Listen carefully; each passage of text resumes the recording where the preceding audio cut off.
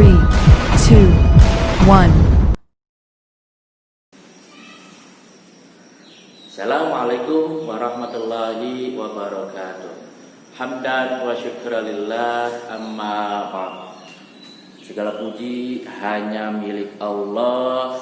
Semoga kita selalu diberikan kesehatan oleh Allah Subhanahu wa taala dan juga dijauhkan dari segala wabah bencana yang terjadi sampai saat ini.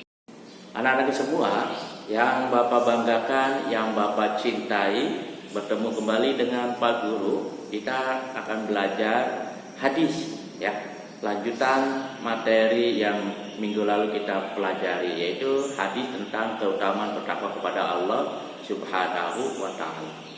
Namun sebelum itu, mari sama-sama kita berdoa dengan harapan mudah-mudahan Allah selalu mencurahkan rahmatnya kepada kita. Allah selalu mencurahkan ilmunya kepada kita bagi orang-orang yang mau belajar. Dan tentunya dalam kondisi seperti ini yang terjadi saat ini, kita berharap mudah-mudahan kita selalu dijauhkan dari virus corona, ya.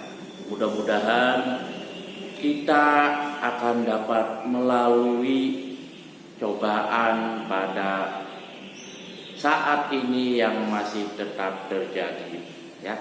Berdoa mulai.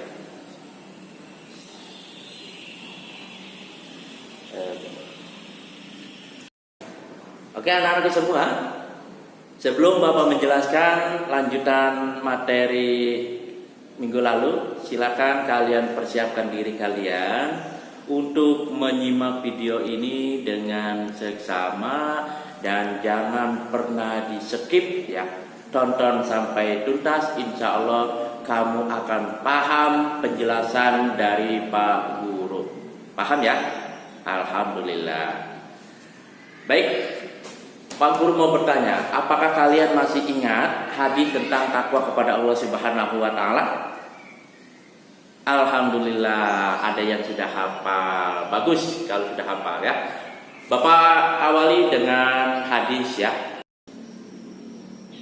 An Rasulillah sallallahu alaihi wasallam, ittaqillaha haitsuma kunta wa atbi'is sayyi'atal hasanata tamhuha wa khaliqin nasa bi khuluqin hasanin. Hadis diriwayatkan oleh Imam Tirmidzi. Anak-anakku yang Bapak banggakan, bahwa di dalam hadis ini ada 3 poin penting yang harus kita pahami, yang harus kita laksanakan. Yang pertama adalah bertakwalah kepada Allah di mana saja kamu berada, baik yang tampak oleh mata, kelihatan oleh manusia, maupun yang sama sekali tidak kelihatan oleh mata kita, ya. Sebab walaupun berada di dalam lubang semut, pasti Allah tahu keberadaan kita. Oleh karena itu kita tetap harus bertakwa kepada Allah Subhanahu wa taala. Yang kedua, dan ikutilah kejelekan atau keburukan dengan kebaikan. Niscaya kebaikan itu akan menghapus kejelekan atau keburukan. Ini poin yang kedua. Jadi kalau kita berbuat salah, berbuat dosa, maka segera kita harus melakukan kebaikan-kebaikan yang nantinya akan menghapus dosa-dosa, keburukan-keburukan kita, insya Allah, ya. Yang terakhir, yang ketiga, poin yang ketiga, dan pergaulilah manusia dengan akhlak terpuji, ya. Poin yang ketiga, kita harus berakhlak yang mulia, ya, bersosial, berteman, ya, tidak tidak berantem, tidak mengambil hak orang lain, ya, tidak iseng, ya, tidak membantah orang tua ketika meminta kalian, ya. Jadi 3 poin itu sangat penting untuk kita laksanakan. Yang pertama, bertakwa kepada Allah dimanapun kamu berada.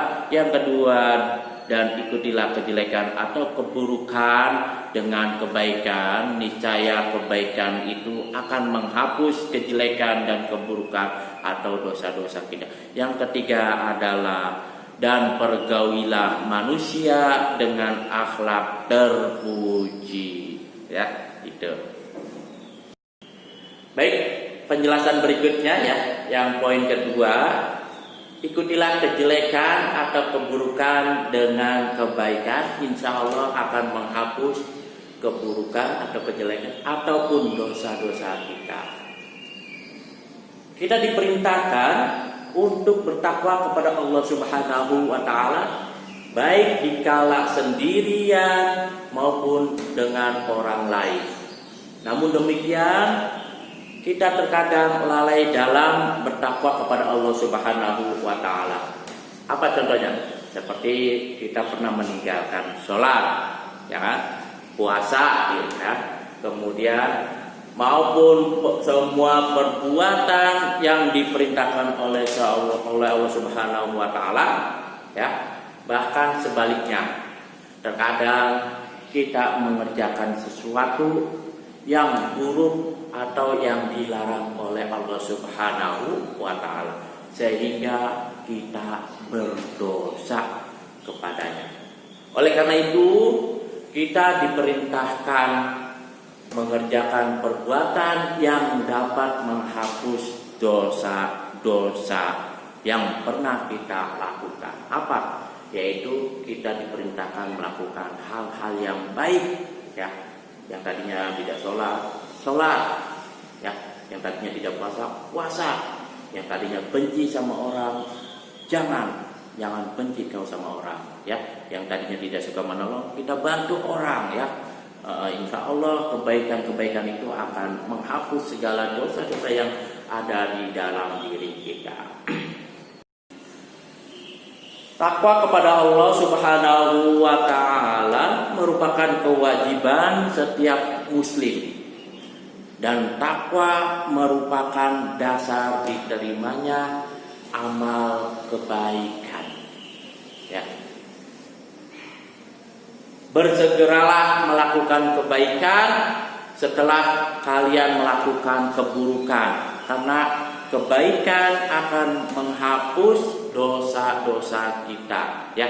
Jadi itu, kalau kita melakukan keburukan, kalau kita tidak menjalankan perintah Allah, maka segera kita harus melaksanakan kebaikan-kebaikan atau melakukan kebaikan-kebaikan yang dapat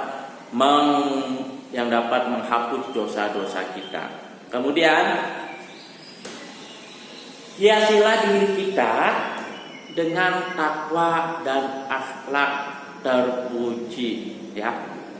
Kita harus hiasi diri kita dengan takwa dan akhlak terpuji, sebab takwa dan akhlak terpuji yang nantinya akan menolong kita di akhirat kelak, ya. Coba, kalau saja kamu tidak bertakwa, kalau saja kamu tidak berakhlak yang mulia, insya Allah dunia akhirat kalian tidak akan mendapatkan keselamatan. Yakinlah itu. Kemudian, kebaikan adalah sesuatu yang mendatangkan pahala.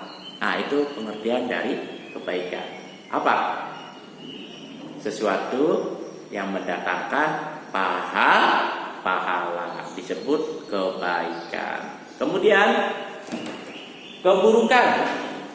Apa itu keburukan? Keburukan adalah sesuatu yang dapat mendatangkan dosa-dosa kepada diri kita. Itu pengertian dari keburukan, ya. Selanjutnya, anak-anakku sekalian, poin yang ketiga adalah pergaulilah manusia dengan akhlak terpuji. Nah, ini poin ketiga dari hadis tentang takwa kepada Allah. Akhlak artinya tingkah laku kita, perangai atau kebiasaan seseorang untuk melakukan perbuatan yang baik. Itu namanya akhlak, ya. Tingkah laku, ya. atau kebiasaan seseorang untuk melakukan perbuatan yang baik. Itu pengertian dari akhlak. Kemudian akhlak terpuji termasuk sifat atau ciri mendasar orang yang bertakwa. Dan takwa tidak sempurna kecuali dengan akhlak terpuji. Ya kan? Kita rajin sholat, kita menjalankan perintah Allah, menjauhi larangan Allah, tetapi kita tidak punya akhlak. Itu sama saja bohong, ya. Maka akhlak terpuji termasuk sifat atau ciri yang mendasar orang yang bertakwa, ya. Dan takwa itu tidak sempurna kecuali dengan akhlak yang terpuji. Kemudian yang dimaksud dengan akhlak terpuji adalah menahan amarah, bersabar, menolong seseorang, tidak berantem, mentaati perintah kedua orang tua, tidak mencuri dan lain sebagainya. Itu yang dimaksud dengan akhlak terpuji, ya. Kemudian orang yang paling sempurna imannya adalah orang yang paling baik akhlaknya. Ingat, orang yang paling sempurna imannya siapa? Yaitu orang yang paling baik akhlaknya, sopan, santun, ya kan, suka menolong dan lain sebagainya. Itu udah pasti imannya sempurna, ya. Nah, kemudian bagaimana untuk meraih akhlak terpuji? Untuk meraih akhlak terpuji yaitu dengan berteman atau bergaul dengan orang atau teman yang memiliki akhlak yang baik pula, ya. Dan tentunya teman kita pun bertakwa. Insya Allah kita akan memiliki akhlak yang mulia dan memiliki kesempurnaan iman. Udah damai itu Pak. Pokoknya tenang hidup kita kalau kita bertakwa, beriman dan juga memiliki akhlak yang mulia. Berikutnya, Allah Subhanahu wa ta'ala melihat perbuatan kita, perbuatan kamu, baik yang dapat diketahui maupun, ya, atau tidak diketahui sama orang. Kadang kita suka cari, ya, si Ahmad di mana ya? Nah, kita lagi nggak tahu tuh. Lagi ngapain si Ahmad? Kita nggak tahu. Oh, si Ridwan sedang belajar. Berarti kita tahu Ridwan sedang belajar. Tapi kita nggak tahu Ahmad sedang ngapain dan di mana. Itu kita, ya, kita. Tetapi Allah Subhanahu wa ta'ala Maha mengetahui semua yang kita lakukan, yang kelihatan oleh mata, ya, manusia. Tapi Allah Maha mengetahui dimanapun kita berada. Mau kamu berada di lubang semut sekecil pun Allah pasti tahu. Oleh karena itu, maka kita harus bertakwa, menjalankan perintah-perintah Allah dan menjauhkan segala larang-larangannya, ya.